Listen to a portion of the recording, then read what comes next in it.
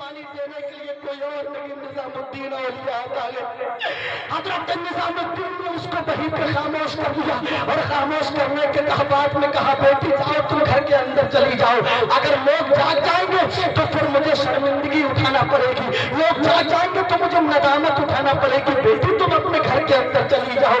बेटी अपने घर के अंदर चली गई, लेकिन वो तमाम बातें जो निजामुद्दीन औलिया से उस बेटी ने की थी, उसका शौहर अपने कमरे के अंदर तख्त पे लेटा हुआ था, जो उठ नहीं सकता था, खड़ा नहीं हो सकता था, लेटे लेटे अपनी बीबी की और एक गैर मर्द की आवाज को सुन रहा था। निजामुद्दीन अपनी खानका के करीब गए, बेटी अपने घर के करीब, अपने शौहर के करीब गई तो शौहर ने कहा था, ऐ मेरी बेटी तू फाहिशा हो गई है, तू बदचलन हो गई है, तूने मेरी इज्जत को पामाल कर दिया है, तूने मेरी इज्जत का जनाजा निकाल दिया है। रात के सन्नाटे में तू कौन से गैर मर्द से बात कर रही थी, कौन था जिससे तू बात कर रही थी? अब मैं तुझे घर में रखना नहीं चाहता हूँ। कौन था इतना बेकार दिल्ली का इंसान जो तुझसे रात के सन्नाटे में बात कर रहा था?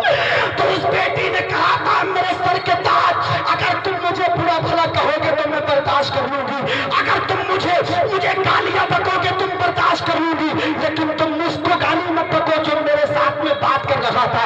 वो तो उस शौहर ने कहा था, वो कौन था तेरा? तो उसने कहा था, वो मेरी मोहब्बतों की दुनिया का झूमर था, वो मेरा गुरूर था, मेरा तकब्बुर था, मेरा घमंड था। तो शौहर ने कहा था, ला बुला कर गला, कौन है तेरा गुरूर, तेरा तकब्बुर, तेरा घमंड?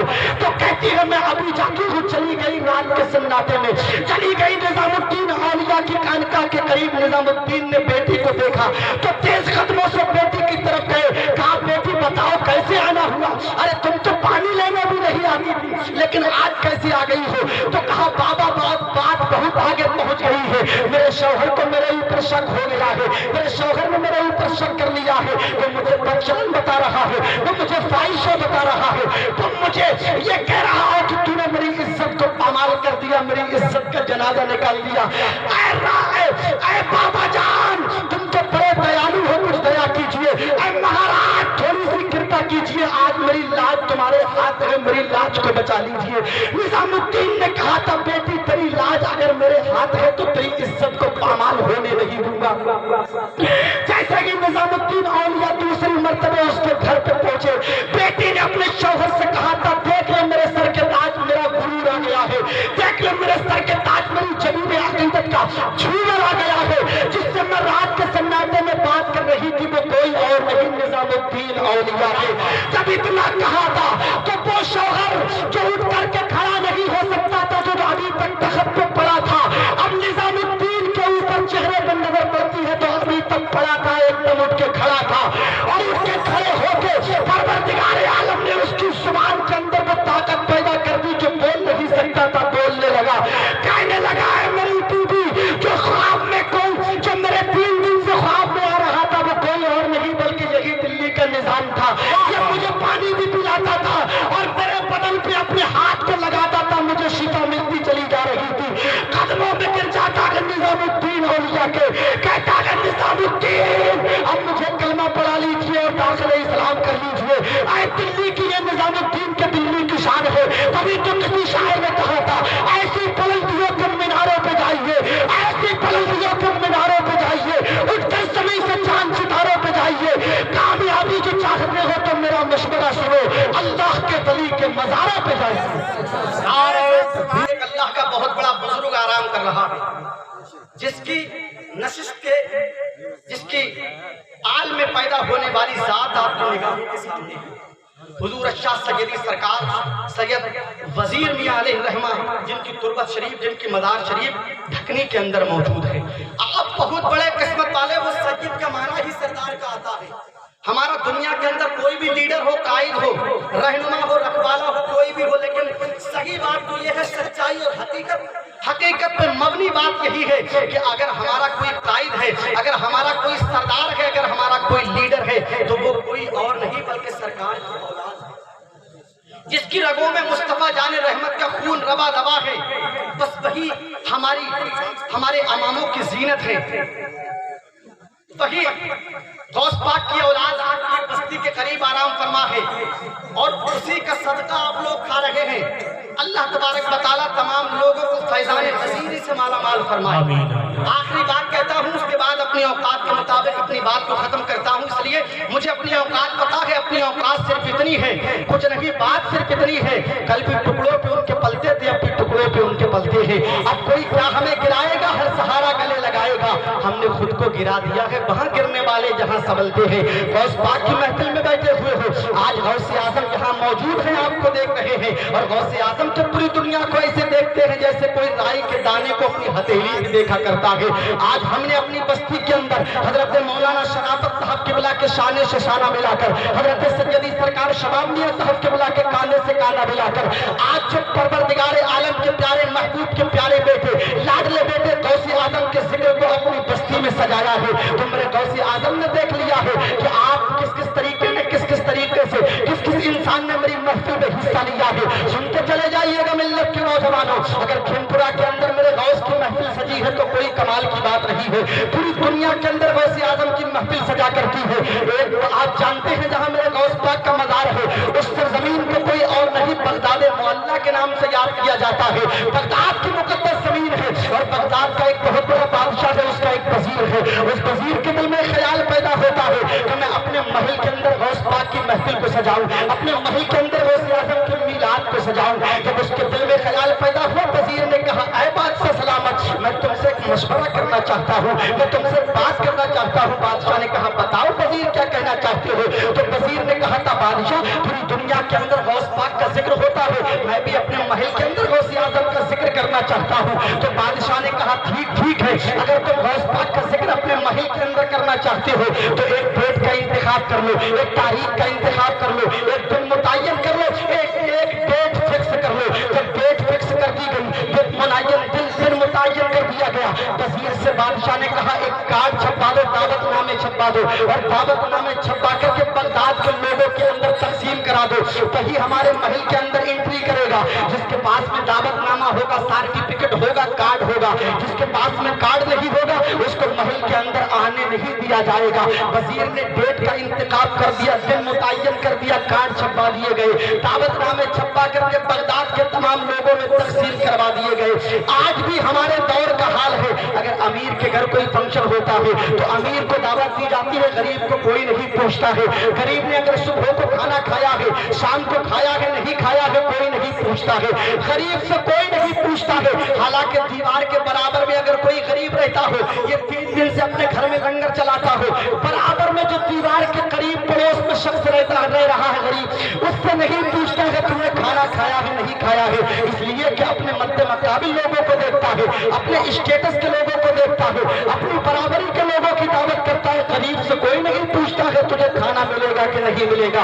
इसी तरीके से बादशाह के वजीर ने तमाम तर बगदाद के लोगों में कार्ड तकसीम करा दिए, बगदाद के लोगों में दावतनामे तकसीम करा दिए गए। अब तो दिन आ जाता है, तो डेट आ जाती है, जिस डेट के अंदर गौस पाक की महफिल बादशाह के महल में सजी हुई थी। तमाम तर बगदाद के लोग आते हैं, तमाम तर बगदाद के लोग आ रहे हैं जिक्र गौसे आजम सुनने के लिए, बादशाह के महल के अंदर जा रहे हैं। लेकिन वजीर ने अपने गेट कीपर से, अपने वॉचमैन से, अपने दरबान से, अपने चौकीदार से ये कह दिया था, ऐ मेरे चौकीदार सुन ले, अंदर जाने की इजाजत उसी को देना जिसके पास में दावतनामा हो, कार्ड हो, जिसके पास में सर्टिफिकेट हो। अगर दावतनामा ना हो तो अंदर जाने मत देना। चौकीदार ने कहा, ठीक है, ऐसा ही किया जाएगा। ऐसा ही होता रहा। लोग आते थे, मेन दरवाजे के अंदर जैसे कि एंट्री करते थे तो उनका कार्ड देखा जाता था। जिसके पास में कार्ड होता था अंदर जाने दिया जाता था, जिसके पास में कार्ड नहीं होता था उसको अंदर जाने नहीं दिया जाता था। इसी तरीके से लोग आ रहे थे, महल के अंदर जा रहे थे। बगदाद के अंदर एक बहुत गरीब औरत रहा करती थी, एक यतीम बच्ची रहा करती थी, बेवा औरत रहा करती थी, जिसके बदन पे फटा हुआ लिबास रहता था, जिसके पैरों में टूटी हुई चप्पलें रहा करती थी।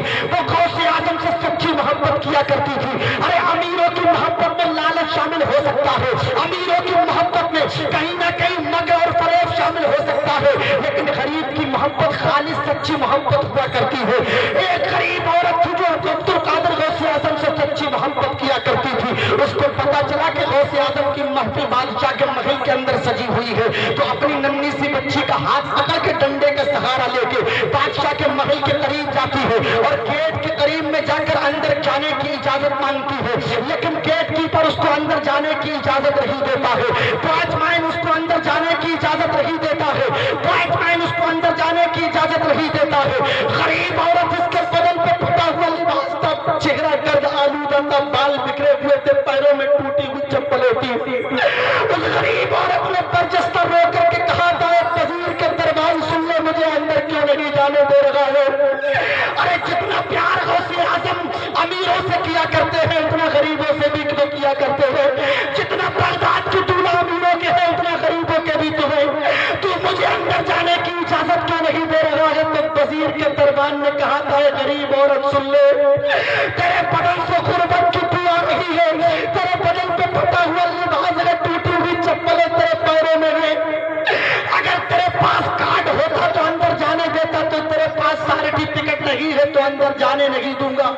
इसलिए कि अगर मेरे वजीर की नजर तेरे फटे हुए लिबास पर पड़ गई, बादशाह के महल के अंदर तो आलीशान कारपेट बिछा हुआ है, आलीशान फर्श बिछा हुआ है, तू अपने कंधे कपड़े लेकर, तू अपनी टूटी हुई चप्पलें लेकर अंदर जाएगी तो बादशाह को लोगों के सामने शर्मिंदगी नदामत उठानी पड़ेगी। और ये भी हो सकता है कि मुझे वो अपने इस महल के अंदर से नौकरी से निकाल दे। मैं ऐसा हरगिज नहीं करूंगा, तुझे अंदर नहीं जाने दिया जाएगा। तो गरीब औरत ने रो कर के कहा था, दरबार सुन ले, गौसे आजम का जिक्र सुनने के लिए कौन से सर्टिफिकेट की जरूरत है, गौसे आजम का जिक्र सुनने के लिए कौन से दावतनामे की जरूरत है। जब इतना गरीब औरत ने कहा था तो उसकी आवाज उसकी जुबान से निकली थी और बगदाद के गुंबद गौसे आजम से टकरा गई थी। नन्ही सी बच्ची ये तमाम तर बातों को अपनी माँ की देख रही थी। दरबार ने धक्के दे करके बाहर निकाल दिया था, जमीन पे घसीट के उसको दरवाजे के दूर चौकीदार ने कर दिया था। बच्ची अपनी माँ की ये बातों को, ये तमाम तर माजरे को, मंदिर को मुलाहिजा कर रही थी। बच्चे ने अपनी माँ के हाथ की कलाई को पकड़ के कहा था, मेरी माँ, जब गौसे आजम इस अमीर के महल के अंदर जा सकते हैं तो अगर हमारा इश्क सच्चा होगा तो मेरे गौसे आजम हमारी टूटी हुई कुटिया में, टूटी हुई झोपड़ी में भी आ सकते हैं। ऐ मेरी माँ, जब अब्दुल कादिर अपने 70 मुरीदों के यहाँ इफ्तार करने के लिए जा सकते हैं तो इस बादशाह के महल में और मुझ गरीब की टूटी हुई झोपड़ी में भी आ सकते हैं। ऐ मेरी माँ, चलो हम टूटी हुई झोपड़ी के अंदर अपने गौस का जिक्र करेंगे। मैं गौसे आजम की शान बयान करूंगी, तुम सुनना और सुन करके सुभान अल्लाह की ज़र्ब लगाना। जब गौसे आजम इसके महल में आएंगे तो मेरी टूटी हुई झोपड़ी के अंदर भी आएंगे। बच्चे की बात को सुन के माँ अपनी टूटी हुई कुटिया में, टूटी हुई झोपड़ी के अंदर चली जाती है। अपने फटे हुए दुपट्टे को एक जगह साफ करके अपनी कुटिया के अंदर बिछा देती है और बिछाने के बाद में बेटी को खड़ा कर देती है। बेटी गौसे आजम की मनकबतें पढ़ती जा रही है, गौसे आजम के फज़ाइल बयान करती जा रही है, गौसे आजम की शान बयान करती जा रही है। और ये गरीब औरत गौसे आजम की शान सुन के सुभान अल्लाह की ज़रबे लगाती जा रही है। अचानक इस औरत की नजर अपनी टूटी हुई झोपड़ी के मेन दरवाजे, सदर दरवाजे की दहलीज में पड़ती है तो क्या देखती है, दरवाजे पे कोई और नहीं बल्कि बगदाद का दूल्हा, विलायत का शहंशाह इसके दरवाजे की दहलीज को चूम रहा है। जब इतना देखा था औरत ने तो कहा था, अब्दुल कादिर गौसे आजम, तुम मुझ गरीब की दहलीज को क्यों चूम रहे हो। तो गौसे आजम ने कहा था, इस्लाम की शहजादी सुन ले, मैं इसलिए तेरे दरवाजे की दहलीज को नहीं चूम रहा हूँ कि तू मेरी फज़ाइल बयान कर रही है, बल्कि तू मेरे नाना जान की जो नाते पड़ रही है, तो नाना का नवासा गौसे आजम ही नहीं बल्कि मेरे नाना जान मुस्तफा जान रहमत भी आए हुए हैं, शमे बस में हिदायत भी आए हुए हैं, नौशबे बस में जन्नत भी आए हुए हैं, काबे के बदर तुजा भी आए हुए हैं, तैबा के शम्स दुहा भी आए हुए हैं। और मुस्तफा के आने पे